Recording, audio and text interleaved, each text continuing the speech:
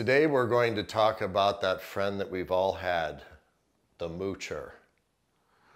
We've all had that friend who seems to always be there to get something out of us. Yet when it's their turn to reciprocate, they have more excuses than a pregnant nun. We often find ourselves going out of our way for this person or making accommodations for them. And yet, they never seem to do the same for us. They don't seem to even appreciate what we do for them.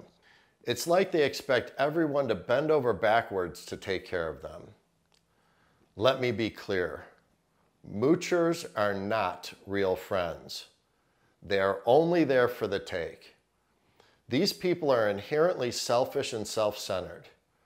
Whether it's favors, money, time, or other resources, they are always front and center looking for a freebie.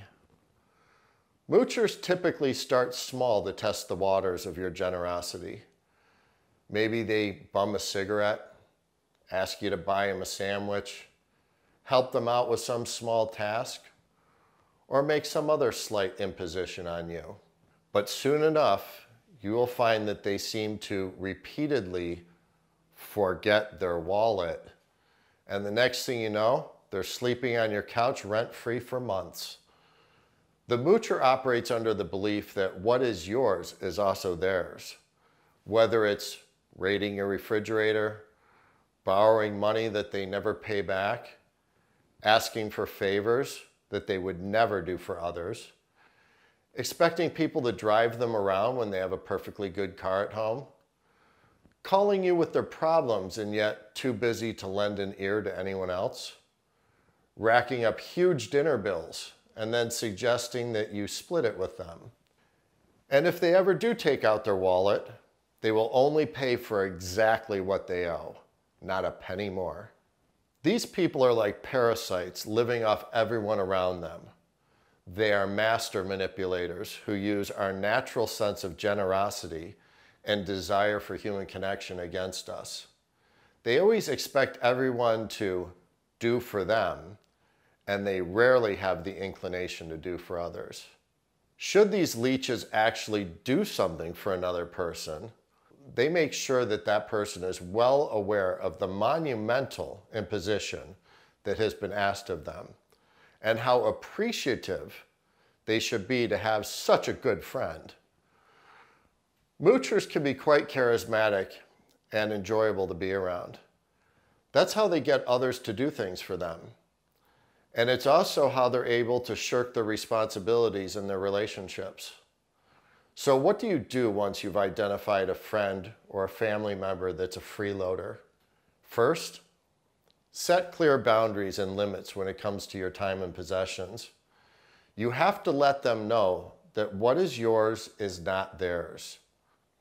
2, when you discover a relationship is one-sided, it's wise to withhold your generosity and only offer as much as this person is willing to give in return.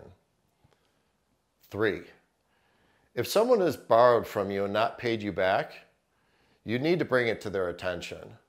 Don't feel awkward. They certainly didn't feel awkward or uncomfortable asking you for the money, and they don't feel bad about not paying it back.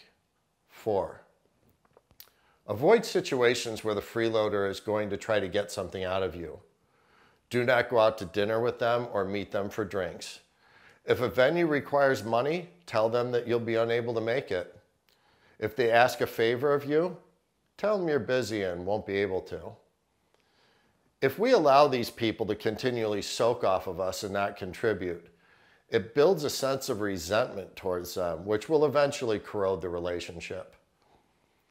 Sometimes we have friendships or relationships that start off healthy, and then later on they become one-sided. How do we prevent our relationships from turning sour from this sort of deadbeat behavior? 1, be aware and recognize the signs of mooching so that you can nip it in the bud before it becomes a habit or an expectation from the other person. 2, be mindful of reciprocity or the lack thereof in your relationships. 3, expect others to contribute their fair share and return favors. Expect people to pull their own weight. 4, and this is very important.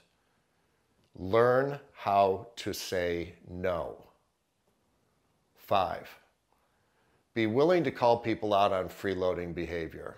A friendship should be a two-way street, an even exchange where both people mutually benefit. Oftentimes, when you end a Moocher's free ride, these parasites will naturally disengage from your life and find themselves a new host that they can attach to and feed off of. If you aren't fortunate enough to have these ticks naturally fall off, my advice is to cut them out of your life. Relationships should not be based on exploiting the generosity and good nature of others.